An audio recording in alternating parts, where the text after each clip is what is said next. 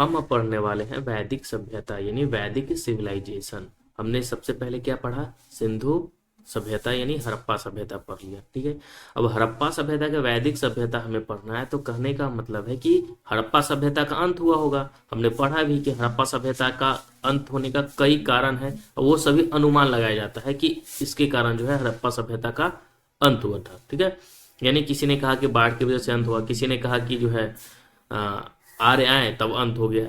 तो चलिए, सिंधु घाटी सभ्यता के बाद हम लोग पढ़ने वाले हैं वैदिक सभ्यता, और वैदिक सभ्यता से भी प्रश्न पूछन जाते हैं। ठीक है, तो चलिए हम लोग देखते हैं। तो देखिए, भूमिका सबसे पहले देख लेते हैं। सैंधव सभ्यता यानी सिंधु घाटी सभ्यता, या आप क्या बोल सकते हैं, हड़प्पा सभ्यता बोल सकते हैं। ठीक है, हम सभी जानते हैं कि सिंधु घाटी सभ्यता को ही क्या क्या कहा जाता है, सैंधव सभ्यता को ही हड़प्पा सभ्यता, सिंधु घाटी सभ्यता भी कहा जाता है। ठीक है, तो सैंधव सभ्यता के पश्चात, पश्चात का मतलब होता है बाद। ठीक है, बाद भारत में जिस सभ्यता का प्रादुर्भाव हुआ, प्रादुर्भाव यानी उदय हुआ। ठीक है, तो सिंधु सभ्यता का अंत होने के बाद किसका उदय हुआ? वैदिक सभ्यता का प्रादुर्भाव हुआ, जिसे वैदिक सभ्यता या आर्य सभ्यता कहा जाता है। यानी इसे क्या कहा जाता है? वैदिक सभ्यता को वैदिक सभ्यता कहा जाता है या आर्य सभ्यता कहा जाता है। यहाँ कीते लिखा गया है, माफ कीजिएगा। ठीक है, क्या कहा जाता है? वैदिक सभ्यता या आर्य सभ्यता कहा जाता है। इस सभ्यता के जो निर्माता थे वो कौन थे? तो इस सभ्यता के जो निर्माता थे वो आर्य थे। ठीक है, इस सभ्यता का ज्ञान जो है ना वो वेदों से होता है, जिसमें ऋग्वेद मतलब सबसे पुराना वेद है और सबसे महत्वपूर्ण है। तो कहने का मतलब है कि इस सभ्यता का ज्ञान जो है किससे होता है? तो इस सभ्यता का ज्ञान जो होता है वेदों से होता है, और ऋग्वेद जो है सबसे प्राचीन वेद है। ठीक है, सभी वेदों के बारे में भी हम समझेंगे। ठीक है, तो ये जो वैदिक सभ्यता है, वैदिक में आपको वेद आपको दिख रहा होगा इस शब्द में ही, तो वेद छुपा हुआ है।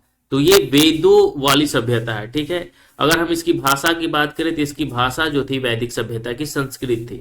हमने सिंधु घाटी सभ्यता में क्या देखा, उनकी भाषा कैसी थी? तो उनकी भाषा जो थी भाव चित्रात्मक थी। अभी तक उनकी लिपियों को नहीं पढ़ा जा सका। ठीक है, तो वैदिक सभ्यता जो था वो किसके द्वारा विकसित था? तो वैदिक सभ्यता जो था वो आर्यों के द्वारा विकसित था, और एक ग्रामीण सभ्यता थी। ये मोस्ट इंपॉर्टेंट है। ये कैसी सभ्यता थी? तो ग्रामीण सभ्यता थी। सिंधु घाटी सभ्यता कैसी थी? तो सिंधु घाटी सभ्यता जो थी शहरी या नगरीय सभ्यता थी। ठीक है, जैसे हम लोग शहर में बाथरूम टॉयलेट सब होता है ना, उस समय वैदिक सभ्यता से पुराना सिंधु घाटी सभ्यता है, लेकिन सबसे विकसित और नगरीय सभ्यता थी। ठीक है, लेकिन वैदिक सभ्यता जो थी वो ग्रामीण सभ्यता थी। जैसे हम लोग गांव में कैसे रहते हैं, ठीक है, मतलब एक नियम कानून, ठीक है, उसके अनुसार चलते हैं। तो ये जो थी वैदिक सभ्यता एक ग्रामीण सभ्यता थी। अगर हम बात करें आर्यों की भाषा क्या थी, तो याद रखना है कि आर्यों की भाषा जो थी ना वो संस्कृत थी। आर्य का शाब्दिक अर्थ क्या होता है? तो देखिए, आर्य का अर्थ ही होता है श्रेष्ठ या कुलीन। आर्य का मतलब क्या होता है? श्रेष्ठ या कुलीन। श्रेष्ठ हम किसे कहते हैं? किसी से दर्जे में ऊपर। ठीक है, उसे हम श्रेष्ठ कहते हैं, श्रेष्ठ या कुलीन कहते हैं। सर्वप्रथम मैक्स मुलर ने 1853 ईस्वी में आर्य शब्द का प्रयोग एक श्रेष्ठ जाति के रूप में किया। यानी श्रेष्ठ जाति के रूप में सबसे पहले किसने प्रयोग किया था? तो मैक्स मुलर ने 1853 ईस्वी में आर्य शब्द का जो है जिक्र किया था। तो आर्य शब्द का जिक्र किसने किया था? तो याद रखना है कि आर्य शब्द का जिक्र मैक्स मुलर ने 1853 ईस्वी में आर्य शब्द का प्रयोग किया। और किस रूप में किया था आर्य शब्द का प्रयोग? तो एक श्रेष्ठ जाति के रूप में इन्होंने किया था। ठीक है, इन्होंने श्रेष्ठ जाति के रूप में इन्होंने किया था, याद रखना है। चलिए, अगर वैदिक सभ्यता की अगर हम बात करें तो वैदिक सभ्यता का आपसे हो सकता है कि काल पूछे कि इसका जो है समय क्या है। ठीक है, तो याद रखना है कि इसका जो समय है वो 1500 बीसी से लेकर 600 बीसी माना जाता है। ठीक है, 1500 बीसी से लेकर 600 ईसा पूर्व तक माना जाता है। बीसी को ही ईसा पूर्व कहा जाता है।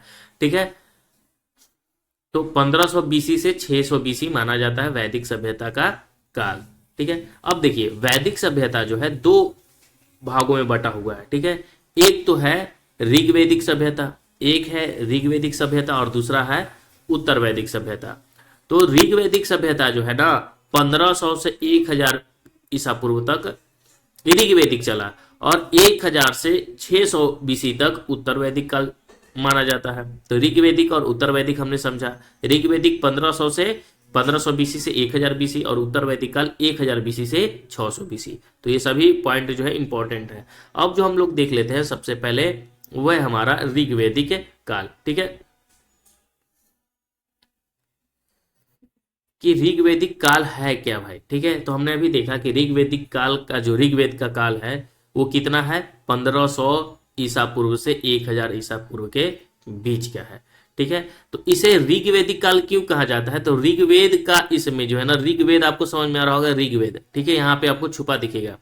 तो ऋग्वैदिक काल इसे क्यों कहा जाता है, क्योंकि इस काल में मेरे भाई ऋग्वेद की रचना हुई थी। इस काल में किसकी रचना हुई थी, तो ऋग्वेद की रचना हुई थी। और इस काल के जानकारी के विषय में मात्र एक स्रोत है, वो क्या है, ऋग्वेद है, ठीक है।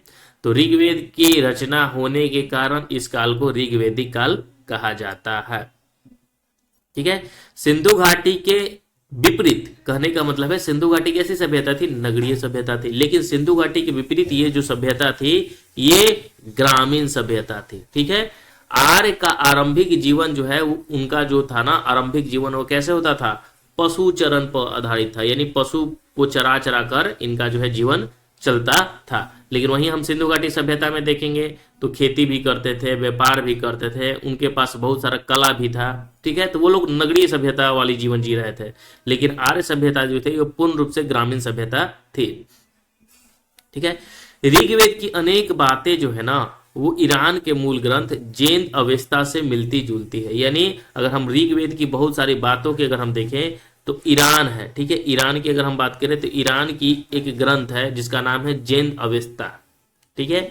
तो ईरान की मूल ग्रंथ जैन अवेस्ता से मिलती जुलती है ऋग्वेद की अनेक बातें, जिससे वे अनुमान लगाया जाता है कि वैदिक आर्य ईरान से होकर भारत आए थे। इसलिए अनुमान लगाया जाता है ना कि जो वैदिक आर्य हैं, ठीक है, जिसे हम आर्य कहते हैं, वो कहां से आए थे, तो ईरान के रास्ते होते हुए आए थे, ठीक है। तो वो जो है मूल निवासी यहाँ के नहीं है। अब देखिए ऋग्वेद की अनेक बातें ईरान की मूल ग्रंथ जैन अवेस्ता से मिलती है। किससे मिलती है, जैन अवेस्ता से मिलती है, और इससे अनुमान लगाया जाता है कि वे वैदिक जो है ईरान से होकर भारत आए थे।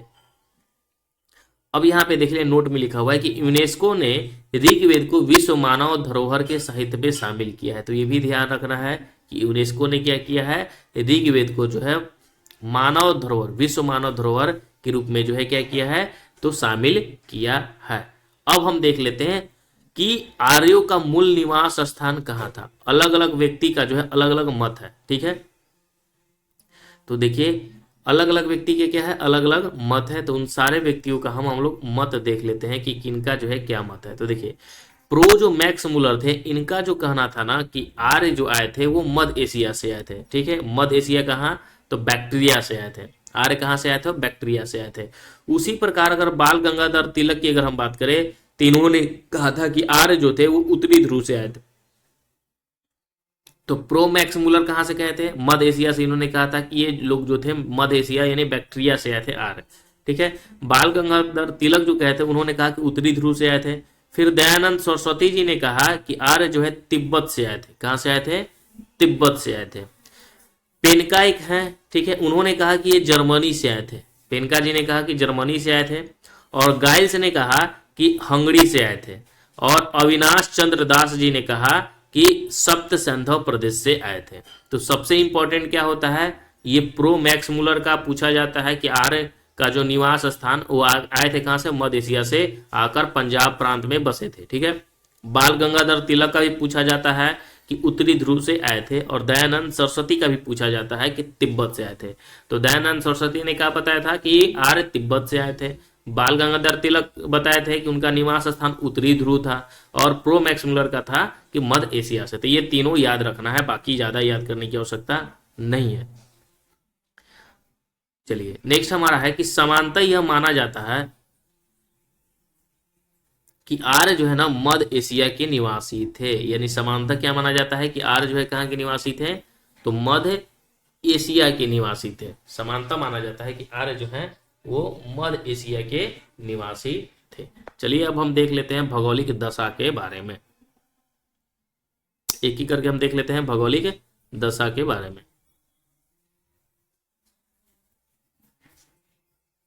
अब देखिए, आर्यों के आरंभिक इतिहास की जानकारी का मुख्य स्रोत जो है ऋग्वेद है। अब आर्यों के इतिहास की जानकारी जो हमें मिलती है वो किससे मिलती है, तो ऋग्वेद से मिलती है। इनके इतिहास की जानकारी हमें किससे मिलती है, तो ऋग्वेद से मिलती है, क्योंकि ऋग्वेद बहुत ही इंपॉर्टेंट है। और ऋग्वेद काल में इस सभ्यता में ऋग्वेद में आर्य के निवास स्थल के लिए सप्त सैंधव क्षेत्र का उल्लेख किया गया है। यानी कहने का मतलब है कि ऋग्वेद के निवास स्थल के लिए जो है ना सप्त सैंधव क्षेत्र का उल्लेख किया गया। यानी ऋग्वेद का जो है पढ़ने के बाद पता चलता है कि आर्य का जो निवास स्थान था वो कहाँ था, सप्त सैंधव स्थल था। और सप्त सैंधव स्थल के बारे में किसने बताया था, अविनाश चंद्र दास ने बताया था। ठीक है, जिसका अर्थ क्या होता है, 7 नदियों का क्षेत्र। यानी सप्त सैंधव का मतलब क्या होता है, 7 नदियों का क्षेत्र, याद रखना है। सप्त सैंधव का क्षेत्र, सप्त सैंधव का मतलब क्या होता है, इसका अर्थ होता है 7 नदियों का क्षेत्र। और ये नदियां कौन कौन थी, तो ये नदियां जो थी सिंधु नदी, सरस्वती नदी, शतुद्री नदी, विपाशा नदी, परुष्णी नदी, वितास्ता नदी और अस्कनी नदी। ठीक है, इस क्षेत्र से आर्य आए थे। अविनाश चंद्र दास का कहना था कि सप्त सैंधव क्षेत्र से आए थे। और इन नदियां, 7 नदियों का क्षेत्र मतलब होता है किसे, सप्त सैंधव क्षेत्र से। ठीक है, 7 नदियों का क्षेत्र, सिंधु नदी, सरस्वती नदी, शतुद्री नदी, सिंधु सरस्वती शतुद्री, विपाशा नदी, परुष्णी नदी, वितस्ता नदी, अस्किनी नदी, ये 7 नदियों का नाम आपको नोट याद रखना है। अब देखिए, अगर ऋग्वेद का पढ़ने के बाद जो है ना 25 नदियों का उल्लेख मिलता है। ऋग्वेद में कितनी नदियों का उल्लेख मिलता है, तो याद रखना है कि ऋग्वेद में जो है 25 नदियों का विवरण मिलता है। और इसका काल सर्वाधिक महत्व नदी जो है सिंधु है। ठीक है, इसका जो है सर्वाधिक काल कौन सी नदी है, तो सिंधु नदी है, ये भी ध्यान रखना है।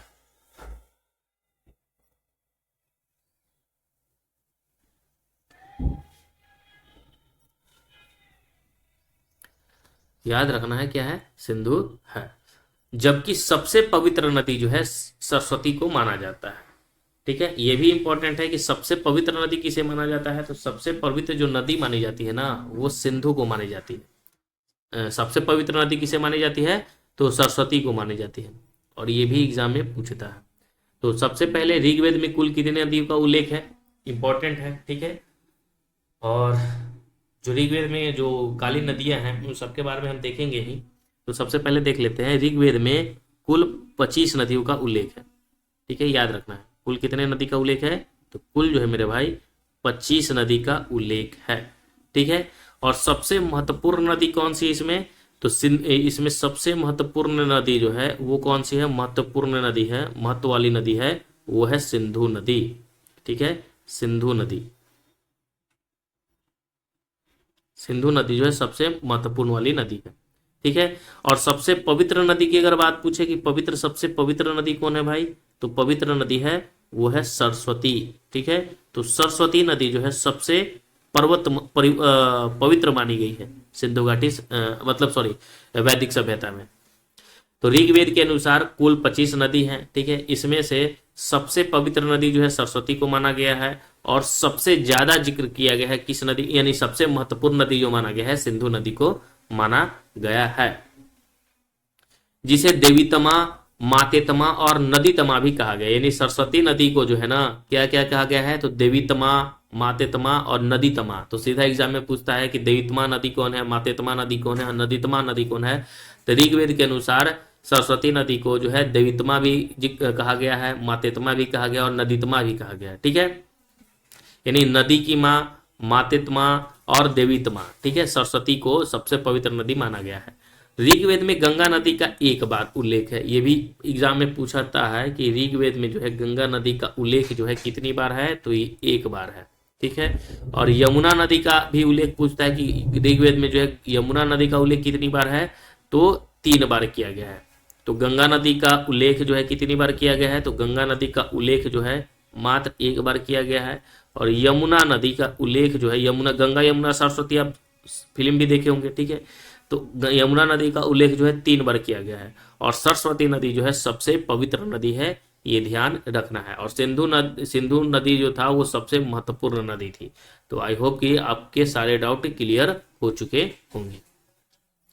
ऋग्वेद में हिमालय पर्वत एवं इसकी एक चोटी जो है मुजवत का भी उल्लेख मिलता है। यानी अगर ऋग्वेद में जो है हिमालय पर्वत का भी उल्लेख है और इसकी एक चोटी है जिसका नाम है मुजवत। ठीक है, तो हिमालय पर्वत और मुजवत चोटी का भी उल्लेख मिलता है। अब हम देख लेते हैं ऋग्वेदिक जो है कालीन नदियां के बारे में। ठीक है, तो ऋग्वेदिक कालीन नदियां में अगर हम देखें तो देखिए एक है परुश्री नदी। परुश्री नदी को आज जो है रावी नदी कहा जाता है। हड़प्पा जो था वो रावी नदी के किनारे ही था। ठीक है, सतुद्री को आज सतलज नदी कहा जाता है। अस्कनी नदी को आज चिनाब नदी कहा जाता है। वितस्ता को आज झेलम नदी कहा जाता है। विपाशा को आज व्यास नदी कहा जाता है। गोमती को गोमल नदी कहा जाता है आज। कुंभा को काबुल नदी कहा जाता है। सदानीरा को गंडक नदी कहा जाता है। सिंधु नदी को इंडस नदी आज कहा जाता है और कुर्मू को जो है कुर्रम नदी कहा जाता है।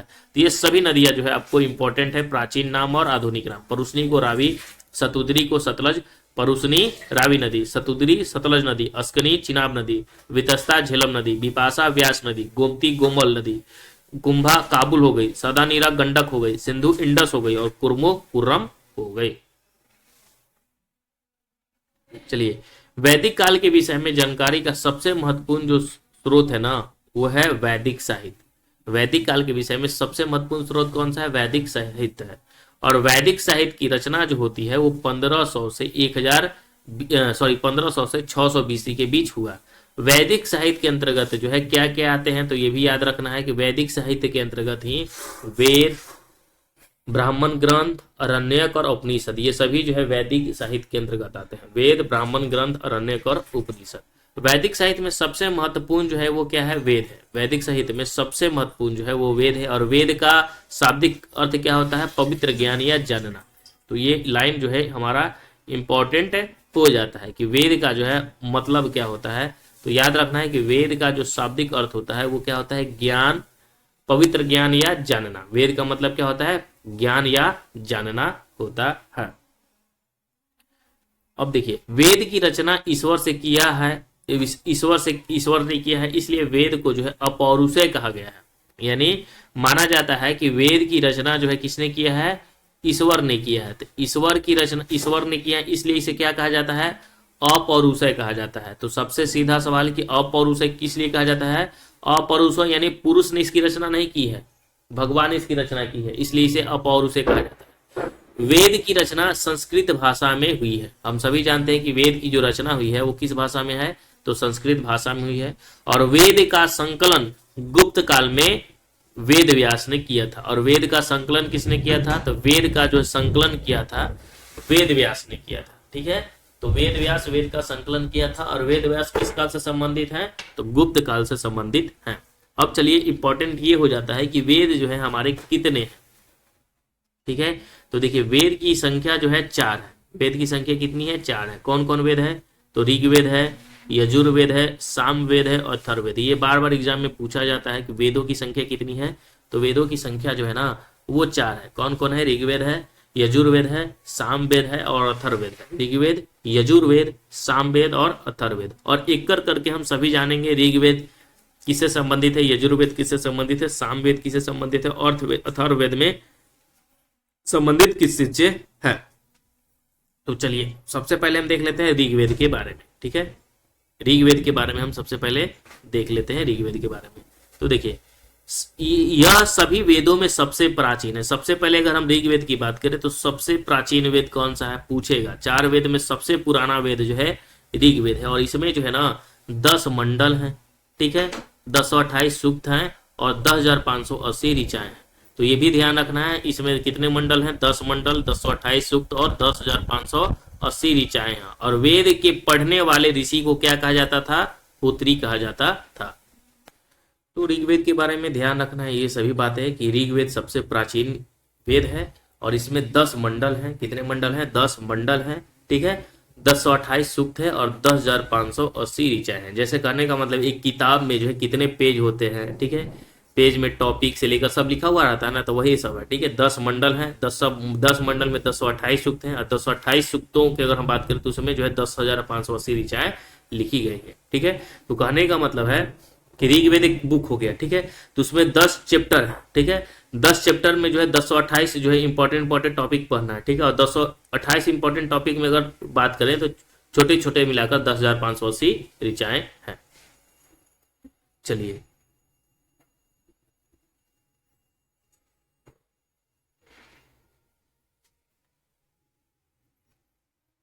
आगे हम देख लेते हैं ऋग्वेद का सबसे पुराना मंडल जो है ना, अब जैसे मंडलों की संख्या इसमें कितना है, तो याद रखना है कि इसमें मंडल जो है ना कितने हैं, तो याद रखना है कि इसमें मंडल जो है वो कितने हैं। तो इसमें अगर मंडल की हम बात करें तो इसमें मंडल जो है 10 मंडल हैं, लेकिन 10 मंडल में सबसे पुराना जो है मंडल वो दूसरा और सातवां है। ठीक है, तो ये भी बार बार में पूछा जाता है कि सबसे पुराना मंडल इसमें कौन सा है, तो दूसरा। 10 टोटल तो 10 मंडल है, 10 में दूसरा और सातवां जो है सबसे पुराना मंडल है। ठीक है, और नया मंडल पूछेगा तो पहला और 10वां जो है सबसे नया है। ठीक है, तो 10 मंडल है जिसमें सबसे पुराना दूसरा और सातवां है। ठीक है, टोटल मंडल की संख्या 10 है। ठीक है, 10 में जो है ना 4 भाग में इसे डिवाइड कर दीजिए। ठीक है, कितने भाग में इसे डिवाइड कीजिए, 4 भाग में डिवाइड कीजिए। ठीक है, अब देखिए इसमें अगर हम दूसरा और सातवां की बात करें, माफ कीजिएगा, इसको सही से करते हैं। देखिए 10 मंडल है टोटल, 10 मंडल में 2 ऐसे मंडल हैं, एक तो दूसरा मंडल, एक सातवां मंडल, ये सबसे पुराना है, सबसे पुराना है। ठीक है, और अब हम बात कर लेते हैं सबसे नया वाला, तो इसको 2 भाग में बांटिए, एक पहला मंडल हो गया और फिर 10वां मंडल। ये जो सबसे मंडल है ना ये क्या है, नया है। ठीक है, तो सबसे पुराना मंडल कौन है, दूसरा और सातवां। सबसे नया मंडल कौन सा है, तो पहला और 10वां है, ये भी याद रखना है। ऋग्वेद में तीसरे मंडल में अगर हम बात करें तो उसमें जो है ना सूर्य देवता सावित्री को समर्पित है। यानी कहने का मतलब है कि तीसरा जो मंडल है अगर आप पढ़िएगा तो उसमें जो है सावित्री देवता का जो है समर्पित है, और इसी में जो है हमें प्रसिद्ध गायत्री मंत्र का उल्लेख किया गया है। जैसे गायत्री मंत्र ओम भूर्भुवस्सुवः तत्सवितुर्वरेण्यं भर्गो देवस्य धीमहि धियो यो न प्रचोदयात्, उच्चारण हो सकता है कि गलत हो सकता है, लेकिन ये जो गायत्री मंत्र है वो किस में उल्लेखित है, तो याद रखना है कि तीसरा मंडल में। कौन सा मंडल है, तीसरा मंडल में जो है गायत्री मंत्र का उल्लेख है, और ये गायत्री मंत्र जो है सूर्य देवता की सावित्री के लिए जो है समर्पित है। और ये गायत्री मंडल मंत्र का जो है इसका जो है ना रचना किसने किया था, ये भी एग्जाम में पूछता है, तो याद रखना है कि विश्वामित्र ने इसकी रचना की। ठीक है, गायत्री मंत्र का जो है रचना किसने किया था, तो विश्वामित्र ने किए थे। ठीक है, अब देखिए हमने बताया था कि सबसे पुराना मंडल कौन सा है, दूसरा और सातवां। ठीक है, दूसरा और सातवां, तो अगर सातवां की अगर हम बात करें तो सातवां में जो है ना भगवान विष्णु समर्पित है। ठीक है, भगवान विष्णु का जिक्र सातवां मंडल में है। ठीक है, नौवां मंडल बार बार एग्जाम में पूछा जाता है, नौवां मंडल में जो है ना सातवां में विष्णु है। ठीक है, और नौवां में कौन है, भगवान शिव है, जिन्हें सोम भी कहा जाता है। ठीक है, सोम है। और 10वां मंडल की अगर हम बात करें तो 10वां मंडल में जो है इंपॉर्टेंट हो जाता है ब्रह्मा और चतुष्वर्ण समाज। यानी 10वां मंडल में जो है ब्रह्मा को और 4 वर्ण जो है ब्राह्मण, क्षत्रिय, वैश्य और शूद्र, इनका जिक्र किया गया है। तो इनका 4 वर्ण का जो है चतुष्वर्ण समाज का जिक्र किया गया है किसमें, तो 10वां मंडल में जिक्र किया गया है। तो हमने अभी देखा टोटल 10 मंडल। 10 मंडल में सबसे पहले अगर हम बात करें 10 मंडल में तो सबसे पुराना मंडल कौन सा, तो दूसरा और सातवां सबसे पुराना मंडल। फिर अगर 10 मंडल की बात करें तो इसमें पहला और 10वां मंडल सबसे नया मंडल है। ठीक है, अगर इसमें कुछ और प्रश्न पूछा जाए तो तीसरा मंडल में क्या है, तो तीसरा मंडल में जो गायत्री मंत्र है। ठीक है, फिर अगर हम बात करें कि इसमें जो है 7वां मंडल में किसका उल्लेख किया गया है, तो 7वां मंडल में जो भगवान विष्णु का उल्लेख किया गया है। फिर अगर पूछा जाए कि इसमें जो है 9वां मंडल में किसका उल्लेख किया गया है, तो 9वां मंडल में भगवान शिव का उल्लेख किया गया है। फिर आपसे पूछा जाए कि 10वां मंडल में किसका उल्लेख किया गया, तो भगवान विष्णु और 4 वर्ण का उल्लेख किया गया है। तो इन सब के बारे में आपको रिकॉल करना है। ठीक है, चलिए आगे बढ़ते हैं। ठीक है, अब देखिए ऋग्वेद, यजुर्वेद, सामवेद को, यानी 3 वेद है, अथर्ववेद को छोड़कर ऋग्वेद को, यजुर्वेद को और सामवेद को, ऋग्वेद, यजुर्वेद और सामवेद को जो है देवत्री यानी 3 पवित्र वेदों की संख्या दी गई है। यानी टोटल वेद 4 है। ठीक है, कौन कौन, ऋग्वेद, यजुर्वेद, सामवेद और अथर्ववेद। लेकिन इसमें 3 वेद जो है ना जिसे पवित्र वेद कहा गया है, तो पवित्र वेद की संख्या यानी देवत्री का संज्ञा किसे दिया गया है, ऋग्वेद को, सामवेद को और यजुर्वेद को। ठीक है, देवत्री की संज्ञा दी गई है। अब हमने ऋग्वेदिक काल देख लिया, अब थोड़ा सा वैदिक काल भी देख लेते हैं। ठीक है, वैदिक काल तो देख ही रहे हैं, वैदिक सभ्यता तो देख ही रहे हैं, अब थोड़ा सा उत्तर वैदिक काल देख ले रहे हैं। तो देखिए यजुर्वेद, सामवेद और अथर्ववेद की रचना जो होती है वो किस में होती है, तो उत्तर वैदिक काल में होती है। ऋग्वेद काल में ऋग्वेद की सिर्फ केवल रचना होती है, लेकिन उत्तर वैदिक काल में जो है ना, जैसे टोटल वेदों की संख्या कितनी है, 4 है, तो 4 में एक वेद की जो रचना होती है, ऋग्वेद की रचना ऋग्वेदिक काल में होती है, और जो बाकी 3 बचते हैं उनका जो एक काल में होता है, जिसे उत्तर वैदिक काल कहा जाता है। हमने बताया था कि 1000 से लेकर 600 बीसी जो है उत्तर वैदिक काल का काल माना जाता है। तो इसी में जो है माफ कीजिएगा, इसी में जो है 3 वेदों की रचना हुई थी। ठीक है, कौन कौन?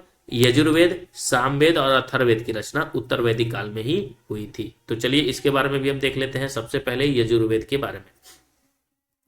तो यजुर्वेद है क्या आखिर? ठीक है, तो यजुर्वेद को समझना है। सबसे पहले देखिए, इसमें यज्ञों के नियमों का विद्यमान संकलन होता है। यजुर्वेद में जो है यज्ञ के नियम का विद्यमान है। ठीक है, यज्ञ के बारे में जो भी डिटेल है आपको किस में देखने को मिलेगा? तो यज्ञ के बारे में जो मिलेगा आपको मिलेगा यजुर्वेद में। ठीक है, और इसलिए इसे जो है कर्म कांडीय वेद भी कहा जाता है। यानी यजुर्वेद को क्या कहा जाता है? कर्म कांड। पूजा पाठ में जो यज्ञ होता है ना, ठीक है, तो वो संबंधित है यजुर्वेद से संबंधित है। ठीक है, तो जितना कर्म कांड से संबंधित है वो यजुर्वेद है, याद रखना है। यजुर्वेद जो है ना, उसे जो है गद और पद दोनों में लिखा गया है। ये भी ध्यान रखना है कि यजुर्वेद को गद में भी और पद दोनों में लिखा गया है। और यजुर्वेद के 2 भाग हैं। ठीक है, कौन कौन भाग हैं? यजुर्वेद के 2 भाग हैं। एक है शुल्क यजुर्वेद, जिसे जो है केवल पद में लिखा गया है, और एक है कृष्ण यजुर्वेद, जिसे गद और पद दोनों में लिखा गया है। तो यजुर्वेद के 2 भाग, शुल्क और कृष्ण। शुल्क यजुर्वेद केवल जो है पद में लिखा गया है, शुल्क। ठीक है, और कृष्ण यजुर्वेद जो है वो गद में और पद दोनों में लिखा गया है। यजुर्वेद के मंत्रों का उच्चारण करने वाले पुरोहित को जो है अधर्वी कहा जाता था। ठीक है, ऋग्वेद के जो मंत्र का उच्चारण करते थे उन्हें होत्री कहा जाता था, और यजुर्वेद के जो मंत्र का उच्चारण करते हैं उन्हें क्या कहा जाता है? अधर्व्यू कहा जाता है, अधर्व्यू कहा जाता है। ठीक है, अगर हम बात करें तो कि इस वेद में कुल मंत्रों की संख्या कितनी है, तो 1990 मंत्र है। यजुर्वेद में मंत्रों की संख्या कितनी है? 1990 मंत्र संग्रहित हैं। और यजुर्वेद के कुछ उपनिषद भी हैं। ठीक है, उपनिषद भी हैं, जिसे कहा जाता है कोपनिषद, मैत्रातयी और श्वेता स्वरूपनिषद। ठीक है, तो कोपनिषद, मैत्रातयी और श्वेता स्वरूपनिषद ये यजुर्वेद के प्रमुख उपनिषद हैं। तो याद रखना है, यजुर्वेद में मंत्रों की संख्या 1990, याद रखना 1990। ठीक है, यजुर्वेद में मंत्र को उच्चारण करने वाला को क्या कहा जाता है? अधार्यु कहा जाता है। क्यों इंपॉर्टेंट है मेरे भाई? क्योंकि ये सभी जो है ना एग्जाम में पूछने जाएंगे। ठीक है, तो आपको जो है ना इसको इग्नोर करके नहीं चलना है। ठीक है, ये सभी क्या है? इंपॉर्टेंट है।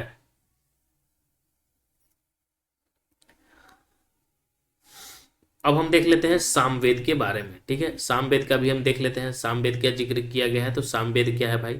ठीक है, सामवेद के बारे में हम समझ लेते हैं थोड़ा सा। तो देखिए, साम का अर्थ होता है गान। साम का मतलब ही क्या होता है? साम का मतलब ही होता है गान, होता है गाना। ठीक है, और इसमें जो है मुख्यतः यहाँ उसमें लिखा गया है। ठीक है, यहाँ इसमें जो है मुख्यतः यज्ञों के अवसर पर गाए जाने वाले मंत्र का संग्रहण मिलता है। ठीक है, यानी यज्ञ जो होता है ना, तो उसके अवसर पर गाना गाया जाता है, तो उसमें मंत्रों का संग्रहण है। और इसे भारतीय संगीत का जनक भी माना जाता है, यानी सामवेद को भारतीय संगीत का जनक माना जाता है। और इसमें जो है 7 स्वर होते हैं। ठीक है, और 7 स्वर हम सभी जानते हैं कि 7 स्वर जो है कौन कौन से हैं 7 स्वर?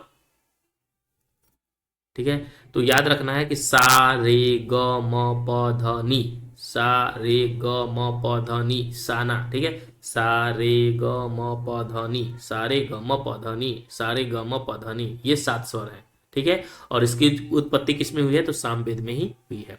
सामवेद में अगर हम बात करें कि कुल ऋचा कितना है, तो 1875 ऋचाएं हैं सामवेद में। ठीक है, यजुर्वेद में मंत्र कितने थे? 1990 मंत्र थे। ठीक है, सामवेद में कुल मूल रूप से कितने मंत्र थे? तो इसमें जो है 99 मंत्र हैं। ठीक है, और शेष जो है ऋग्वेद के लिए लिए गए हैं। सामवेद के मंत्रों के उच्चारण करने वाले ऋषि को उद्गाता कहा जाता था। तो याद रखना है, ऋग्वेद में होत्री, ऋग्वेद का जो उच्चारण करता था ऋग्वेद के मंत्रों को, होत्री। ठीक है, यजुर्वेद के जो मंत्रों का उच्चारण करता है उसे क्या कहा जाता है? तो उसे जो है अधर्व्यू कहा जाता है। ठीक है, ये एग्जाम में पूछा जाता है। तो यजुर्वेद को अधर्व्यू, और जो सामवेद के मंत्र का उच्चारण करता है उसे उद्गाता, गाता गाने से संबंधित है, तो उद्गाता याद रखना है। और इसमें मुख्यतः सूर्य की स्तुति का मंत्र है। और इसमें जो है ना सामवेद में मुख्य रूप से जो है सूर्य का स्तुति का मंत्र है।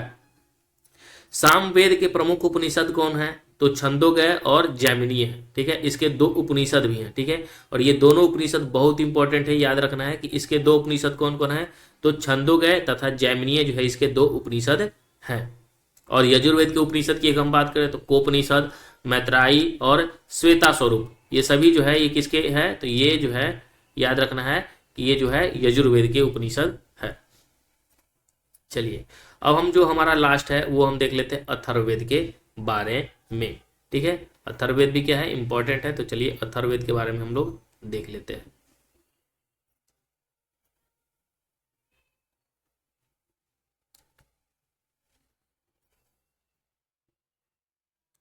तो देखिए यह सबसे आधुनिक वेद है। अथर्ववेद जो है ना सबसे आधुनिक वेद है। सबसे पुराना वेद हमने देखा ऋग्वेद है और सबसे आधुनिक वेद जो है अथर्ववेद है। और इसकी रचना अथर्वा ऋषि ने की थी। किसके द्वारा किया गया था इसकी रचना, तो ये भी ध्यान रखना है कि इसकी रचना जो है अथर्वा ऋषि के द्वारा किया गया था, जिसमें से 731 सूक्त है और 20 अध्याय तथा लगभग 6000 मंत्र इसमें। यानी ये जो अथर्वा ऋषि के द्वारा रचना किया गया था अथर्ववेद का, इसमें जो है 731 ऋचाएं। ठीक है, तो ध्यान रखना है 731 ऋचाएं हैं और 20 अध्याय हैं। ठीक है, 731 ऋचाएं और 20 अध्याय और 600 मंत्र हैं, ये ध्यान रखना है। और इसमें आर्यों के साथ साथ अनार्यों का भी उल्लेख मिलता है। इसमें आर्यों का भी उल्लेख मिलता है और जो अनार्य हैं, ठीक है, उनका भी उल्लेख मिलता है। इस वेदों में अनार्य जो आर्य नहीं है उन्हें अनार्य कहा गया। इस वेद में जो है जादू टोना, ध्यान रखना है इस वेद में क्या क्या है भाई, तो जादू टोना है।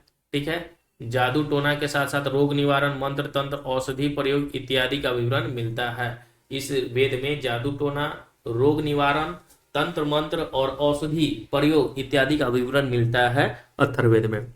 और इसमें सभा और समिति को प्रजापति की 2 पुत्री की संज्ञा दी है। यानी इसमें जो है सभा और समिति को जो है प्रजापति की 2 पुत्री का संज्ञा दिया गया है। तो सभा और समिति को प्रजापति की 2 पुत्री की संज्ञा इसे दिया गया है, किसे, अथर्ववेद को। ठीक है, और इस वेद के पाठकर्ता को ब्रह्मा कहा जाता है और जे इसे पढ़ता है, ठीक है, पाठकर्ता होते हैं, उन्हें ब्रह्मा कहा जाता है। तो एक एक पॉइंट याद रखना बहुत इंपॉर्टेंट है। ठीक है, सबसे पहले अथर्ववेद में ये आधुनिक वेद है। इसकी रचना अथर्वा ऋषि ने किया था। इसमें 1031 सूक्त हैं और 20 अध्याय हैं और 6000 मंत्र है, याद रखना है। 731 सूक्त, 20 अध्याय और 6000 मंत्र। इसमें आर्यों के साथ साथ अनार्यों का भी उल्लेख मिलता है। इस वेद में क्या क्या है हमें, तो जादू टोना से संबंधित, रोग निवारण, तंत्र मंत्र, औषधि प्रयोग, ये अथर्ववेद में है। और इसमें जो है सभा और समिति के प्रजापति के 2 पुत्री की संज्ञा दी गई है और इस वेद के पाठ्यकर्ता को ब्रह्मा कहा जाता है। ठीक है, उसी प्रकार अथर्ववेद के उपनिषद भी हैं, जैसे मुंडकोपनिषद, ठीक है, प्रश्नोपनिषद और मांडुक्योपनिषद, ये सभी जो अथर्ववेद के हैं। ठीक है, तो याद रखना इसके उपनिषद भी। और इन 4 वेदों को संहिता भी कहा जाता है। यानी जैसे 4 वेद हमने देखा, इन्हें क्या कहा जाता है, तो संहिता भी कहा जाता है। भारत का राष्ट्रीय वाक्य जो है सत्यमेव जयते की अगर हम बात करें तो किस वेद से लिया गया है, किस उपनिषद से लिया गया है, तो याद रखना है कि मुंडकोपनिषद से लिया गया है। तो सत्यमेव जयते जो है किससे लिया गया है, तो मुंडकोपनिषद से लिया गया है। चलिए यहाँ हम देख लेते हैं थोड़ा सा डिटेल में ही। ऋग्वेद को क्या कहा जाता है, तो ऋग्वेद को जो है ना, ऋग्वेद की जो पढ़ते हैं उसे होत्री कहा जाता है और ये ब्राह्मण ग्रंथ है, कौस्तिकीय ब्राह्मण और ऐत्रेय ब्राह्मण। ठीक है, इसका उपवेद है आयुर्वेद। ऋग्वेद का उपवेद का नाम है आयुर्वेद और इसके ज्ञानी प्रजापति होते हैं। ठीक है, चलिए नेक्स्ट हमारा है यजुर्वेद। यजुर्वेद की अगर हम बात करें तो इसके ज्ञानी को, जो यजुर्वेद को पढ़ता है, उसे अधर्वी कहा जाता है और ये ब्राह्मण ग्रंथ तैतरेय और शतपथ ब्राह्मण ग्रंथ है और इसका उपयोग है धनुर्वेद। ऋग्वेद का उपवेद आर्यु, यजुर्वेद का धनुर। ठीक है, और इसके ज्ञानी को विश्वामित्र कहा जाता है। ठीक है, नेक्स्ट हमारा है सामवेद। सामवेद के जो गाता है उसे जो है उदाता कहा जाता है। ठीक है, सामवेद के ज्ञानी को उदगाता कहा जाता है और ये ब्राह्मण ग्रंथ है जो है पंचविश ब्राह्मण ग्रंथ है। और उपवेद का नाम है गंधर्ववेद और ज्ञानी को नारद इन्हें कहा जाता है। सामवेद के ज्ञानी को नारद कहा जाता है। और अथर्ववेद की अगर हम बात करें तो अथर्ववेद का ज्ञानी को ब्रह्मा कहा जाता है और ये गोपद ब्राह्मण है। ठीक है, और उपवेद है शिल्पवेद और ज्ञानी को विश्वकर्मा कहा जाता है अथर्ववेद के। चलिए नेक्स्ट हम लोग देख लेते हैं। सभी ब्राह्मण ग्रंथों में सबसे विशाल जो है वो कौन सा ब्राह्मण ग्रंथ है, तो है शतपथ ब्राह्मण ग्रंथ। ठीक है, जो यजुर्वेद का ब्राह्मण ग्रंथ है, शतपथ ब्राह्मण ग्रंथ। ठीक है, वो सभी ब्राह्मण ग्रंथों में जैसे कौस्कीय ब्राह्मण ग्रंथ, ऐत्रेय ब्राह्मण ग्रंथ, तैत्रेय ब्राह्मण ग्रंथ, शतपथ ब्राह्मण ग्रंथ, पंचविश ब्राह्मण ग्रंथ, गोपद ब्राह्मण ग्रंथ, इन सभी में सबसे विशाल जो है ना वो सतपथ ब्राह्मण ग्रंथ है, सतपथ ब्राह्मण ग्रंथ, सत्य के पथ पर चलने वाला ब्राह्मण ग्रंथ, ठीक है सबसे। अब देखिए, अथर्ववेद को छोड़कर सभी वेदों का आरण्यक सहित की रचना हुई, यानी अथर्ववेद को छोड़कर सभी वेद में जो है आरण्यक सहित की रचना हुई है, और जंगल में इसकी रचना होने के कारण इसे जो है अरण्यक कहा जाता है, ठीक है। कहने का मतलब है कि अथर्ववेद को अगर छोड़ दे, जैसे ऋग्वेद जंगल में ही उसकी रचना हुई है, यजुर्वेद की रचना जंगल में ही हुई है, ठीक है, और सामवेद की रचना भी जंगल में हुई है, केवल अथर्ववेद को छोड़कर। इसलिए जो है अथर्ववेद को छोड़कर जितने सारे वेद हैं उसको अरण्यक सहित कहा जाता है। अरण्यक, अरण्यक का मतलब क्या होता है? अरण्यक का मतलब होता है जंगल, ठीक है। यानी पहले ऋषि मुनि कहाँ रहते थे? तो जंगल में रहते थे, ठीक है। तो उन सब की रचना जो है चार वेद में, अगर हम तीन वेद की बात करें तो तीन वेद की रचना जो है कहाँ हुई है? जंगल में हुई है, ठीक है। और वो कौन सा वेद है जो जिसकी रचना जंगल में नहीं हुई है? तो वो है अथर्ववेद, ठीक है। चलिए, तो ये आप समझ चुके होंगे। वैदिक साहित्य का सबसे पुराना अंतिम भाग जो होता है वो उपनिषद होता है। कोई इसी भी वैदिक साहित्य का सबसे अंतिम भाग होता है उपनिषद होता है, और इसलिए इसे वेदांत दर्शन कहा जाता है। यानी वेदांत दर्शन किसे कहा जाता है? उपनिषद को वेदांत दर्शन कहा जाता है। और उपनिषद का अर्थ क्या होता है? तो गुरु के समीप बैठकर ज्ञान की प्राप्ति करना ही उपनिषद कहलाता है, ठीक है। उपनिषद, ठीक है, यानी गुरु के समीप बैठकर ज्ञान की प्राप्ति करना उपनिषद होता है। उपनिषद की संख्या जो है कितनी है? तो ये भी ध्यान रखना है कि 108 है, ठीक है। तो उपनिषद की संख्या अगर आपसे पूछे कि कितनी है, तो याद रखना है कि उपनिषद की संख्या जो 108 है, ठीक है। जैसे अगर हम कुछ एग्जाम्पल में अगर हम बात करें कि कुछ महत्वपूर्ण एग्जाम्पल में भी, तो देखिए मुंडकोपनिषद जो है सत्यमेव जयते किससे लिया गया है? तो मुंडकोपनिषद से लिया गया है, जो सबसे इंपॉर्टेंट है और एग्जाम में बार बार पूछा जाता है कि जो सत्यमेव जयते है वो किससे लिया गया है? मुंडकोपनिषद से लिया गया है, ठीक है। श्वेता स्वरूप उपनिषद से क्या लिया गया है? तो सत्यम शिवम सुंदरम, ये श्वेता स्वरूप उपनिषद से लिया गया है, ठीक है। कठोपनिषद से क्या लिया गया है? तो कठोपनिषद से यम नचिकेता संवाद लिया गया है। और जबलोक उपनिषद से क्या लिया गया है? तो चार आश्रम जो है लिया गया है। उपनिषद मूलतः दर्शन पर आधारित होता है, ठीक है। उपनिषद जो है वो किस पे आधारित होता है? तो दर्शन पे ही आधारित होता है। तो चलिए एक एक करके फिर से हम रिवाइज कर लेते हैं। मुंडकोपनिषद किससे लिया गया है? तो सत्यमेव जयते मुंडकोपनिषद से लिया गया है। सत्यम शिवम सुंदरम जो है श्वेता स्वरूप उपनिषद से लिया गया है। यम नचिकेता, यम और नचिकेता का जो बातचीत है, ठीक है, वो कठोपनिषद में लिया गया है। और चार आश्रम जो है जबाल उपनिषद से लिया गया है। इंपॉर्टेंट है, याद रखना है। अब देखिए कुछ जो है प्रवर्तक है और दर्शन है, ठीक है। उपनिषद मूलतः दर्शन पर आधारित है, ठीक है। तो चवार्क दर्शन जो थे वो किसके प्रवर्तक थे? तो चवार्क के। योग जो दर्शन थे वो पतंजलि के थे। सांख्य जो है कपिल हैं, ठीक है। न्याय के गौतम हैं। और मीमांसा पूर्व मीमांसा के जो है जैमिनी है। और उत्तर मीमांसा के जो है बदरायन है। और वैशेषिक के जो है कनाद और उल्लक है। और ये एग्जाम में पूछा जाता है बार बार, इसलिए इंपॉर्टेंट है, हो जाता है याद रखने के लिए, ठीक है। चवार्क दर्शन के प्रवर्तक कौन है? तो चवार्क को लिखा है चवार्क ने, ठीक है। योग को किसने लिखा है? पतंजलि ने। सांख्य को किसने लिखा है? तो कपिल ने। न्याय को किसने लिखा है? तो गौतमी ने। मीमांसा और पूर्व मीमांसा को किसने लिखा है? जैमिनी ने। और उत्तर मीमांसा को लिखा है बदरायन ने। और वैशेषिक को लिखा है कन्नाद और उल्लक ने। और इससे एग्जाम में पूछा जाता है, तो इसलिए याद रखना है, ठीक है। चलिए इसको एक बार और देखते हैं, ठीक है।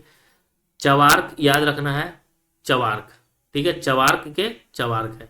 योग के कौन है? तो योग के है पतंजलि। सांख्य के कौन है? तो कपिल। न्याय के कौन है? गौतम। मीमांसा पूर्व मीमांसा के कौन है? जैमिनी। उत्तर मीमांसा के कौन है? बदरायन। और वैशेषिक की कौन है? कनाद और उल्लक। अब देख लेते हैं अगला, ठीक है। अब देखिए वेद की भली भांति समझने के लिए 6 वेदांग की रचना की गई। यानी वेदों को अगर भली भांति समझना है तो कितने? 6 वेदांगों की रचना की गई है, ठीक है। और ये सबसे वेद तो 4 है, ये भी एग्जाम में पूछा जाएगा कि वेदांग की संख्या कितनी है? तो 6 है, ठीक है। और वेदों को भली भांति समझने के लिए ही वेदांग की रचना की गई है, 6 वेदांग की, ठीक है। और वो 6 वेदांग कौन कौन है? तो याद रखना है कि 6 वेदांग जो है वो है, पहला तो है हमारा शिक्षा, ठीक है, जिसमें उच्चारण विधि है शिक्षा में। फिर दूसरा है ज्योतिषी। ज्योतिषी जो है भाग्यफल, इसके प्राचीनतम आचार्य लभत मुनि थे। कल्प में क्या है? तो कर्मकांड से संबंधित है। व्याकरण में शब्द व्युत्पत्ति है। निरुक्त में भाषा ज्ञान है। और छंद में जो है चतुष्पदीय श्लोक है। तो याद रखना है शिक्षा, ज्योतिष, कल्प, व्याकरण, निरुक्त, छंद, ये 6 वेदांग है। शिक्षा, ज्योतिष, कल्प, व्याकरण, निरुक्त, छंद, ये 6 को याद रखना। शिक्षा, ज्योतिष, कल्प, व्याकरण, निरुक्त और छंद, ये सभी 6 को आपको ध्यान रखना है। अब हम समझ लेते हैं महाकाव्य के बारे में। ठीक है, महाकाव्य क्या है? तो देखिए, महाकाव्य के अंतर्गत की अगर हम बात करें तो कौन कौन आते हैं, तो महाकाव्य के अंतर्गत जो आते हैं वो है रामायण और महाभारत। महाभारत और रामायण किसके अंतर्गत आता है? महाकाव्य के अंतर्गत आता है। ठीक है, तो चलिए हम समझ लेते हैं कि रामायण क्या है भाई। ठीक है, तो सबसे पहले हम रामायण को समझते हैं।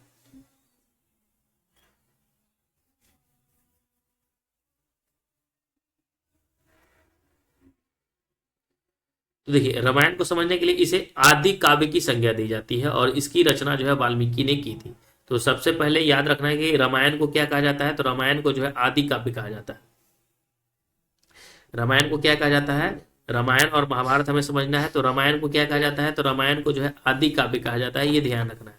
रामायण को आदि काव्य कहा जाता है और इसकी रचना किसने की है? तो वाल्मीकि ने संस्कृत भाषा में की थी। ठीक है, और इसमें श्लोकों की संख्या 6000, 12000 और 24000 श्लोक है। ठीक है, नेक्स्ट है महाभारत। महाभारत की अगर हम बात करें तो इसकी रचना किसने की है? वेद व्यास ने की है। रामायण की रचना वाल्मीकि ने संस्कृत में की है और महाभारत की रचना वेद व्यास ने की है और विश्व की सबसे बड़ी महाकाव्य है। ठीक है, और इसमें 8800 जय संहिता, भारत 24000 और 1 लाख से अधिक जो है महाभारत, यानी कहने का मतलब इसमें जिक्र है।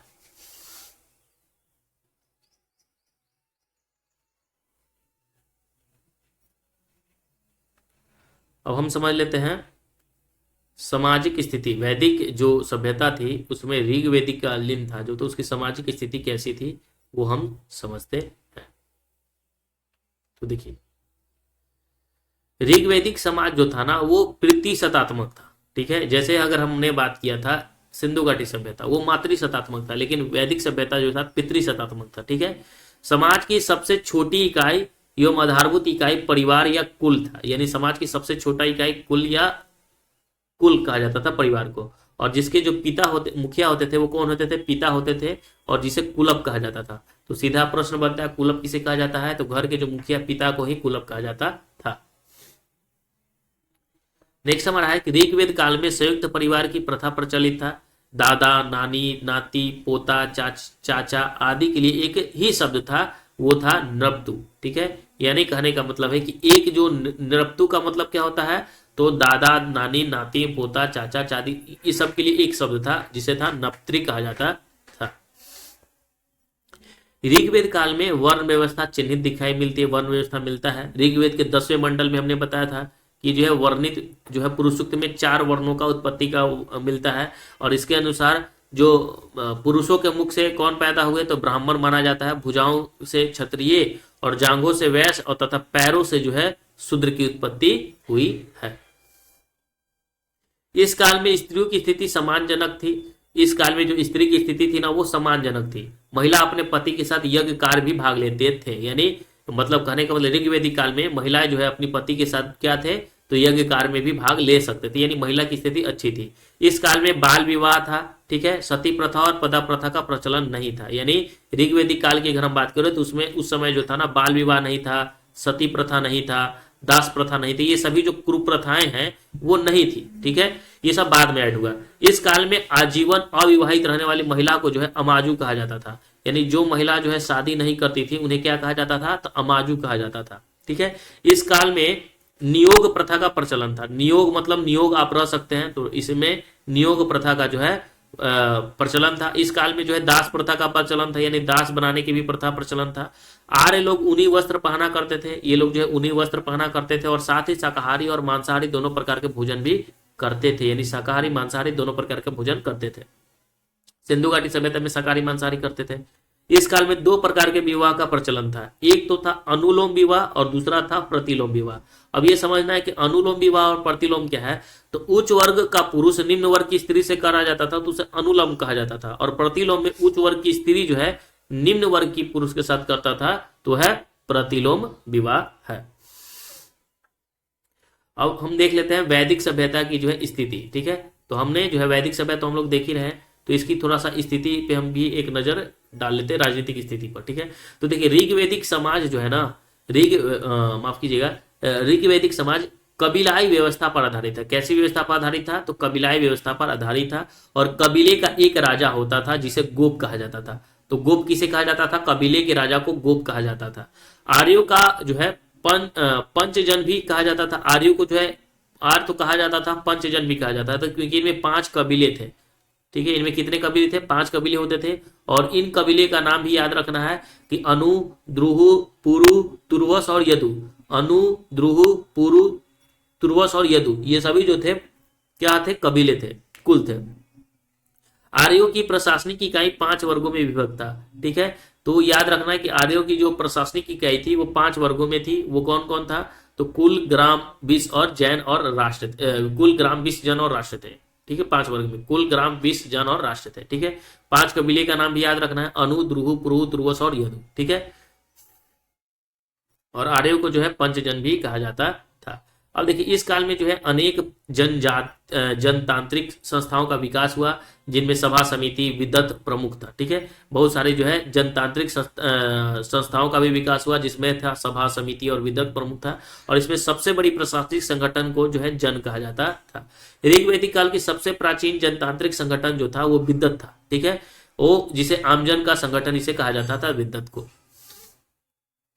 इस काल में सभा और समिति राजा को सलाह देने वाली संस्था थी, यानी जो सभा समिति होती थी वो राजा को सलाह देती थी। सभा, अगर हम बात करें तो सभा सम्राट एवं श्रेष्ठ लोगों का संगठन होता था और उसकी संख्या 8 हुआ करती थी। समिति में 9, यह आमजन का संगठन हुआ करता था। ठीक है, ऋग्वेद जो है सतदाय शब्द का विवरण मिलता है, यानी सतदाय शब्द का विवरण किसमें मिलता है? ऋग्वेद में मिलता है। और इसका अर्थ क्या होता है सतदाय का मतलब? तो किसी व्यक्ति की जान की कीमत 100 गाय है, यानी किसी भी व्यक्ति की जो जान की कीमत जो माना जाता था वो कितना माना जाता था? तो 100 गाय माना जाता। ठीक है, इसलिए इसे कहा जाता है क्या? सप्त गाय। ठीक है, याद रखना है।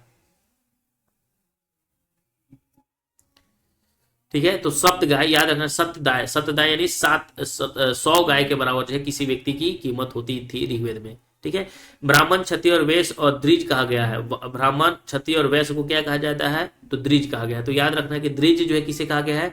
तो याद रखना है कि द्विज जो है ब्राह्मण, क्षत्रिय और वैश्य को जो है द्विज कहा गया है, जिसके तहत इन जातियों को जनेऊ पहनने का अधिकार था। यानी ये जातियां जो थी द्विज जाति थी, यानी ये जो है जनेऊ पहन सकती थी, ब्राह्मण, क्षत्रिय और वैश्य। ठीक है, इस काल में बलि एक प्रकार का कर था। बलि जो था एक प्रकार का क्या था? कर था, यानी टैक्स था। याद रखना है, जो प्रजा स्वेच्छा से राजा को देता था, यानी बलि जो था वो एक प्रकार का क्या था? कर था, जो प्रजा जो था स्वेच्छा से राजा को देता था। और इस समय राजा के पास अस्थायी सेना नहीं होती थी। ऋग्वेद में राजा को जो है गौप्ता जनस से कहा गया, यानी यार कबीले का संरक्षण कहा जाता था। कबीले का संरक्षक कहा जाता था गौप्ता जनस। तो ऋग्वेद में राजा को क्या कहा जाता था? गौप्ता जनस, कबीले का संरक्षक। इस काल में गाय को पवित्र पशु भी माना गया है, गाय को पवित्र पशु माना गया है। ठीक है, और आर्यों की अधिकांश लड़ाई होती थी वो गायों को लेकर ही होती थी। ठीक है, गाय के लिए जो है अघन्य, अघन्य यानी अघन्य का मतलब क्या होता है? जो न मारे जाने वाले योग्य पशु को जो है अघन्य कहा जाता था। ठीक है, और गविष्टि गाय की महत्ता बताने वाले शब्द होते थे, गविष्टि। ठीक है, गाय को हत्या करने वालों के लिए वेदों में मृत्युदंड तथा देश से निकाले जाने की व्यवस्था थी, ये भी ध्यान रखना है। पानी जो था नामक व्यापारी गाय की चोरी के लिए कुख्यात था, यानी पन्नी क्या था? तो पन्नी जो था एक व्यापारी था। ठीक है, जो गाय की चोरी के लिए प्रसिद्ध था। पुत्र की दुहिता पुत्री को जो है क्या कहा जाता था? तो दुहिता कहा जाता था, क्योंकि वह गाय का दूध दूहती थी। ठीक है, तो गाय का जो दूध दूहती थी वो कौन दूहती थी? तो पुत्री ही दूहती थी, और इसलिए उसे दुहिता कहा जाता था। याद रखना। घोड़ा आर्य समाज का अति उपयोगी पशु था। ठीक है, घोड़ा जो था वो आर्य समाज का क्या था? बहुत उपयोगी पशु था घोड़ा। ठीक है, ये भी ध्यान रखना है। अब देखिए, व्यापार पर पनी का अधिकार था। व्यापार पर किसका अधिकार था? तो पनी का अधिकार था। और पनी हमने आपके बताया, पनी जो नामक व्यापारी होता था ना वो गाय की चोरी के लिए क्या कहता, वो सब जो था ना वो गाय की चोरी करता था। और व्यापार पर किसका अधिकार था? तो पनी का ही, चोर का ही अधिकार था। ठीक है, अभी भी देख लीजिए, व्यापार मुख्यतः जो है वस्तु विनिमय प्रणाली द्वारा होता था। उस समय जो व्यापार होता था सिंधु घाटी सभ्यता में भी वस्तु विनिमय प्रणाली के द्वारा होता था और मुहर से होता था। ठीक है, इस समय भी वैदिक सभ्यता में भी वस्तु विनिमय प्रणाली क्या होता है? कि हम एक वस्तु को देकर दूसरे वस्तु को खरीदते हैं, तो वस्तु विनिमय प्रणाली होता है। और इस काल में सुदखोर को जो है वेकनॉट कहा जाता था। जैसे अभी भी आपको करप्शन मिल जाएगा, जो बीच में बिचौलिया काम करता है तो उसे वेकनॉट कहा जाता था। ठीक है, कुछ और इंपॉर्टेंट देख लेते हैं, इसकी जो है धार्मिक स्थिति देख लेते हैं। ठीक है, ऋग्वैदिक काल में धार्मिक स्थिति कैसी? ठीक है, तो देखिए,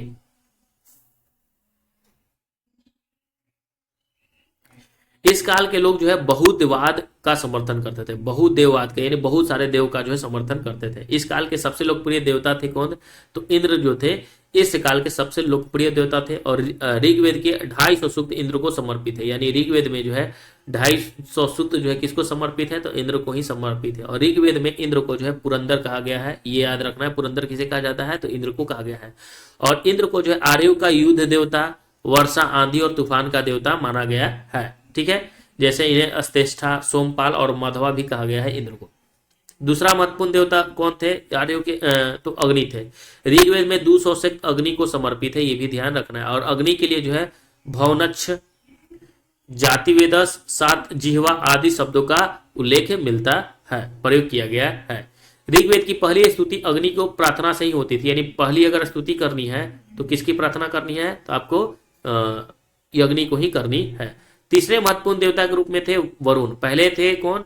तो पहले थे इंद्र, दूसरे थे अग्नि और तीसरे थे वरुण ऋग्वेद में। ठीक है, और इसे जो है सितेशोक गोपा भी कहा जाता था, यानी कहने का मतलब है कि ऋतशोक गोपा भी कहा जाता था। घौ जो था, घौ वो ऋग्वेदिक कालीन सबसे प्राचीन देवता थे। तो जो धौ जो थे वो ऋग्वेद के सबसे प्राचीन देवता थे धौ। मरुता को जो है आंधी का देवता कहा जाता था। और पुरुषना को जो है पशुओं का देवता कहा जाता था। तो पशुओं का देवता को जो क्या कहा जाता था? पुषना, पशु पुषना। और आंधी का देवता को जो है मरुता कहा जाता था। अब इसमें देख लेते हैं कुछ प्रमुख देवी। तो प्रमुख देवी में अगर हम बात करें तो देखिए उषा जो थी प्रभात की देवी होती थी, अरण्यनी जो होती थी जंगल की देवी होती थी, और इला जो होती थी संकट हरने वाली देवी होती थी, और अदिति जो होती थी वो सभी देवताओं की देवी जो थी अदिति थी। ठीक है, याद रखना है। ठीक है, अब ये भी याद रख लेना है हम लोगों को कि हम सभी जानते हैं कि वेद कितने हैं भाई? तो 4 हैं। वेदांग कितने हैं? 6 हैं। उपनिषद 108 हैं। और पुराण जो है 18। ये बार बार एग्जाम में पूछा जाता है, तो याद रखना है। वेद की संख्या 4। ठीक है, वेदांग की संख्या, वेद को पढ़ने के लिए वेदांग की रचना की गई 6। उपनिषद की संख्या 108। और पुराण की संख्या कितने हैं? तो 18 पुराण है, ये भी याद रखना है। अब हम देख लेते हैं उत्तर वैदिक काल जो 1000 से 600 BC है, उसको हम थोड़ा सा और डिटेल में देख लेते हैं। अब देखिए उत्तर वैदिक काल के विषय की अगर हम बात करें, उत्तर वैदिक काल के विषय की अगर हम बात करते हैं तो जानकारी हमें जो है उत्तर वैदिक काल के विषय की जानकारी हम सभी जानते हैं कि यजुर्वेद, सामवेद, अथर्ववेद, ब्राह्मण ग्रंथ, अरण्यक तथा उपनिषद से मिलती है। यानी उत्तर वैदिक काल में ही इस सब का जो है क्या हुआ था? ये जो है अस्तित्व में आया था, ये सभी। ठीक है, ये वेद 4 में 3 वेद जो थे वो किसमें आए थे? तो उत्तर वैदिक काल में ही आए थे। तो ये ध्यान रखना है इसके बारे में।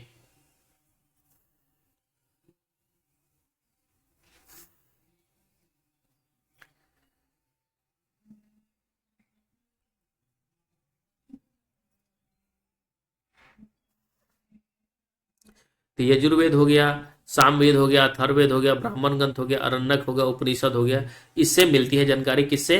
तो मिलती है हमें, ये ध्यान रखना है कि हमें मिलती है उत्तर वैदिक काल से। यानी उत्तर वैदिक काल से हमें किस विषय की जानकारी मिलती है? तो यजुर्वेद, सामवेद, अथर्ववेद, ब्राह्मण ग्रंथ, अरण्यक तथा उपनिषद से मिलती है। नेक्स्ट है कि इस काल के अध्ययन के लिए जो है चित्रित धूसर मृदभांड भी एक महत्वपूर्ण साक्ष्य होता था। ठीक है, इस काल के अध्ययन के लिए जो है चित्रित मृदभांड भी एक महत्वपूर्ण साक्ष्य होता था।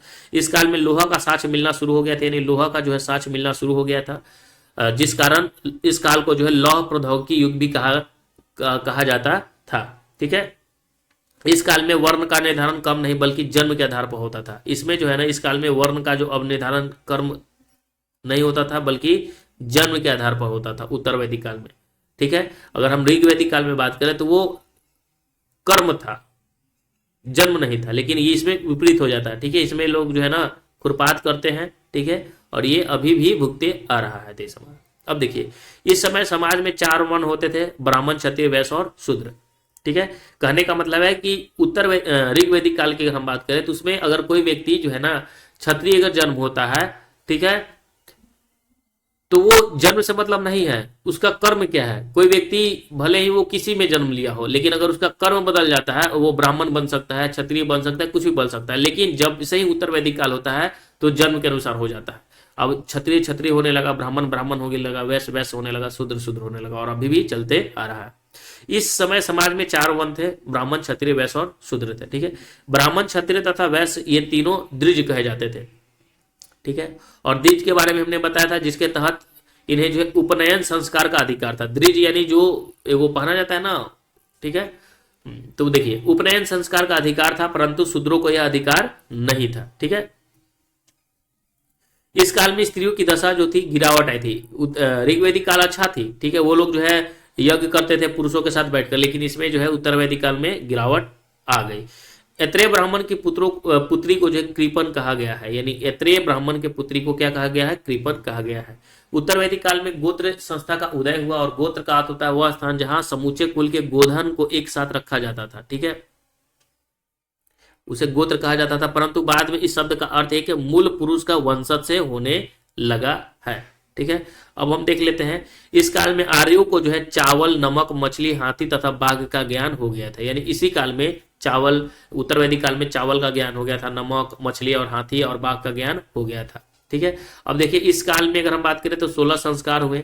16 संस्कारों याद रखना, पहला संस्कार जो है गर्भाधारण संस्कार, फिर दूसरा है पुष्पन संस्कार, तीसरा है सीमंतयोनयन संस्कार, फिर जात कर्म संस्कार, नामकरण संस्कार, निष्क्रमण संस्कार, अन्नपाशन संस्कार, मुंडन और चूड़ा कर्म संस्कार, नौवा है विद्यारंभ संस्कार, विद्या शुरू करना, फिर कर्णवेद संस्कार, यज्ञोपवीत संस्कार, वेदारंभ संस्कार, केशांत संस्कार, शर्मावर्तन संस्कार, विवाह संस्कार और अंत्येष्टि और श्राद्धो संस्कार। यानी शुरू हो रहा है गर्भाधान संस्कार से हो रहा है शुरू, और जाके अंत सबका अंत हो जा रहा है। अब देख लेते हैं, मनुस्मृति में विवाहों के 8 प्रकार का वर्णन किया गया है, ठीक है, ये ध्यान रखना है। एक होता था ब्राह्मण विवाह। ब्राह्मण विवाह में समान वर्ग में विवाह ब्राह्मण विवाह है। दैव विवाह, यज्ञ करने वाले पुरोहित के साथ विवाह को दैव विवाह कहा जाता था, ठीक है।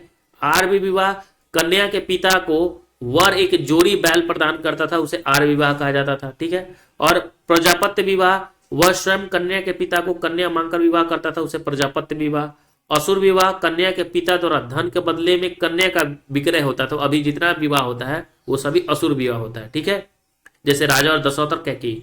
अब गंधर्व विवाह की हम बात करें तो ये प्रेम विवाह जो है सबसे प्रेम विवाह है, दुष्यंत और शकुंतला। पैशाच विवाह, विश्वासघात द्वारा किया गया विवाह, आज के जो युग है असुर विवाह, पैशाच विवाह है, ठीक है। और राक्षस विवाह, बलपूर्वक कन्या को छीन कर किया गया विवाह, यह है राक्षस विवाह। अब हम देख लेते हैं राजनीति के स्थिति के बारे में, ठीक है। तो राजनीति की स्थिति की अगर हम बात करें मेरे भाई, तो चलिए हम देखते हैं। इस काल में पहली बार जो है क्षेत्रीय राजाओं का उदय हुआ, और राष्ट्र शब्द जो प्रदेश का सूचक था वो पहली बार प्रकट होता है।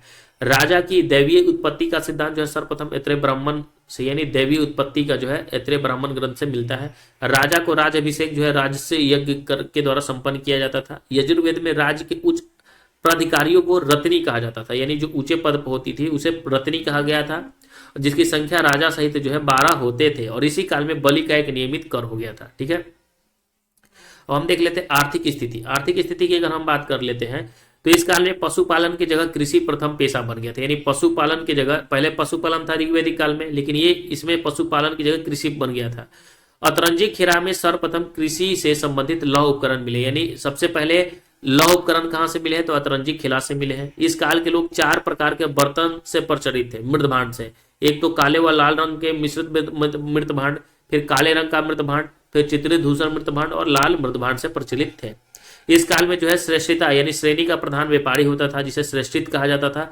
इस काल में निष्क और शतमान मुद्रा की इकाई थी, ठीक है। और उत्तरवैदिक जो है आर्यों के समुद्र का ज्ञान हो गया था, यानी उत्तरवैदिक जो था वो आर्यों के समुद्र का क्या हो गया था, ज्ञान हो गया था। यहाँ की अगर हम धार्मिक स्थिति की बात कर लेते हैं तो धार्मिक स्थिति में ऋण 3 प्रकार के होता था, ठीक है। कौन कौन, एक पितृ ऋण होता था, पिता की ऋण चुकाना, एक होता ऋषि ऋण चुकाना, एक होता देव ऋण, देवता की ऋण चुकाना, ठीक है। पितृ ऋण क्या होता था, तो संतान उत्पन्न कर व्यक्ति इस ऋण से मुक्त हो जाता था, ठीक है। ऋण ऋषि ऋण होता था, अपने पुत्र को शिक्षित कर व्यक्ति इस ऋण से मुक्त हो जाता था। और देव ऋण जो होता था, धार्मिक अनुष्ठान एवं यज्ञ आदि कर व्यक्ति इस ऋण से मुक्त हो जाता था। ऋण 3 प्रकार के, ठीक है। इस काल में जो है कर्म कांडों के व्यापक स्तर पर प्रचलन हो गया था, यानी कर्म कांड जो है व्यापक स्तर पर प्रचलन हो गया था। इस काल में सबसे लोकप्रिय देवता जो थे प्रजापति थे, सृजन के देवता जिसे ब्रह्मा माना जाता है। और इस काल में 2 अन्य प्रमुख देवता थे, एक तो रुद्र पशुओं के देवता और एक थे विष्णु लोगों के पालक। सर्वप्रथम शतपथ ब्राह्मण में जो है पूर्ण जन्म में सिद्धांत उल्लेख और इसी ग्रंथ में स्त्री को जो है अर्धांगिनी कहा गया है। ठीक है, इसी ग्रंथ में शतपथ ब्राह्मण में ही औरतों को जो है क्या कहा गया, अर्धांगिनी कहा गया है। और मृत्यु की चर्चा पर सर्वप्रथम इसी में मिलता है। ठीक है, इसी में मिलता है। ठीक है, और परीक्षित को जो है मृत्युलोक का देवता माना गया। परीक्षित जो था वो मृत्युलोक का देवता माना गया है। प्रमुख यज्ञ की अगर हम बात कर ले तो कुछ यज्ञ भी इंपॉर्टेंट थे उस समय। कौन कौन यज्ञ थे तो देखिए, एक था अश्वमेध यज्ञ, एक था राजस्व यज्ञ और एक था वाजपेयी यज्ञ। अब देखिए, अश्वमेध यज्ञ सर्वाधिक महत्वपूर्ण यज्ञ राजा द्वारा साम्राज्य की सीमा में वृद्धि के लिए घोड़े को स्वतंत्र छोड़कर किया जाता था। जैसे रामायण में आप राम जी को देखे होंगे। ठीक है, और जो घोड़ा पकड़ लेता था उसके साथ युद्ध करना पड़ता था। ठीक है, तो ये होता था अश्वमेध यज्ञ, यानी घोड़ा जहां तक जाता है वो क्षेत्र जो होता है राजा का हो जाता है। फिर राजस्व यज्ञ, राज अभिषेक के समय जो यज्ञ होता था उसे राज्य यज्ञ। ठीक है, राजा के जो है चुनने के समय जो यज्ञ होता था राजस्व यज्ञ। फिर वाजपेयी यज्ञ, राजा द्वारा शक्ति प्रदर्शन यानी रथ दौड़ जो होता था वो वाजपेयी यज्ञ होता था। Difference between Indus civilisation and Vedic civilisation, Sindhu और वैदिक सभ्यता में अंतर हम देख लेते हैं। तो पहला इसमें है सिंधु घाटी सभ्यता में यह नगरीय था और वैदिक सभ्यता क्या था, ग्रामीण सभ्यता था। ठीक है, तो ध्यान रखना, इसको कलर से हम चेंज कर देते हैं ताकि आपको समझ में आए। ठीक है, अब देखिए यह एक नगरीय सभ्यता थी और वहीं अगर हम बात करें तो ये हमारा कैसी सभ्यता थी, तो ये हमारा जो है ग्रामीण सभ्यता हुआ करती थी। ठीक है, अगर हम इसकी बात करें तो इसकी सभ्यता का मुख्य व्यापार व्यवसाय क्या था, व्यापार लोग करते थे। और इसमें क्या करते थे, इसका मुख्य व्यवसाय जो था पशुपालन था। ठीक है, कृषि था। फिर अगर हम बात करें इसमें लोहा से परिचित नहीं थे, इसमें क्या थे कि लोहा से परिचित नहीं थे। ये समाज मातृ सत्तात्मक थी और ये पवित्र पशु इसमें क्या था, बैल था। अगर वहीं हम बात करें तो ये लोग लोहा से परिचित थे। ठीक है, वैदिक सभ्यता के लोग लोहा से परिचित थे और ये समाज जो था प्रीति सत्तात्मक था, पिता से सत्ता थी। और इसमें पवित्र पशु गाय था और उसमें पवित्र पशु था बैल था। ठीक है, और इसमें गाय था। परिशिष्ट क्या है, देखिए प्रार्थना को सूक्त कहा जाता है। प्रार्थना को क्या कहा जाता है, सूक्त कहा जाता है और जिसका अर्थ होता है अच्छी तरह से बोला गया। ठीक है, उसे प्रार्थना। वैदिक काल में अगर हम बात करें तो ऋग्वेद का उच्चारण किया जाता था। वैदिक काल में ऋग्वेद का उच्चारण किया जाता था, श्रवण किया जाता था, लेकिन ध्यान है पढ़ा नहीं जाता था क्योंकि वेदों की रचना कई शताब्दी बाद हुई थी। देखिए वैदिक काल में ऋग्वेद का उच्चारण किया जाता था, सुना जा सकता था, लेकिन ध्यान है कि पढ़ा नहीं जाता था क्योंकि वेद की जो रचना हुई ना कई शताब्दियों के बाद हुआ था, तब जाकर पढ़ा जाता। तो वो लोग बोलते थे। ठीक है, तो बोलते बोलते लोग समझते समझते लोग बाद में रचना होने लगा।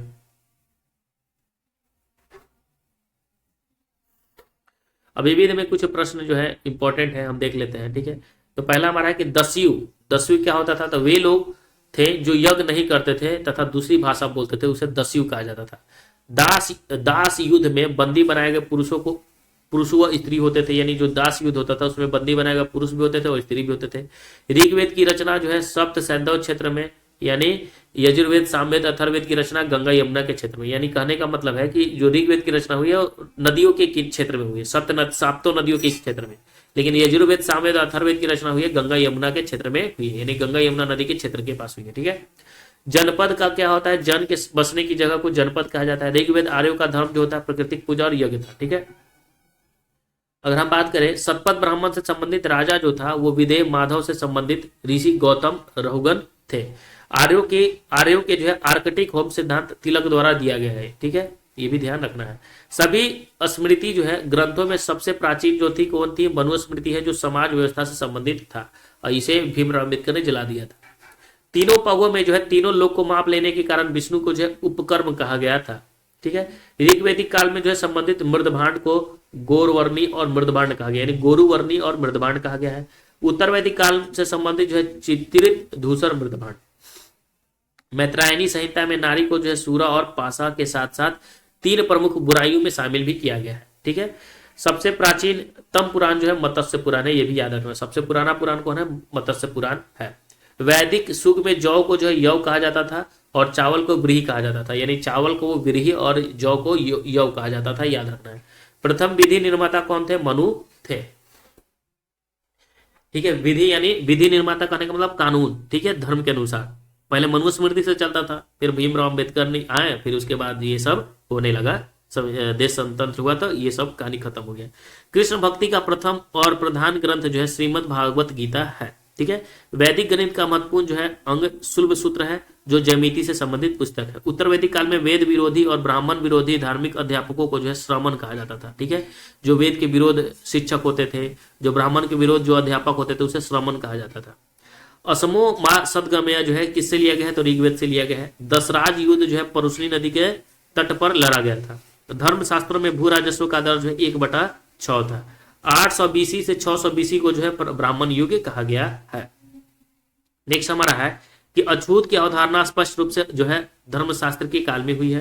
प्राचीन भारत के निष्क स्वर्ण आभूषण से जाने जाते थे, लेकिन बाद में यह मुद्रा की इकाई हो गई थी, ठीक है। उपनिषद काल में राजा को जो है अश्वपति कैके के शासक थे।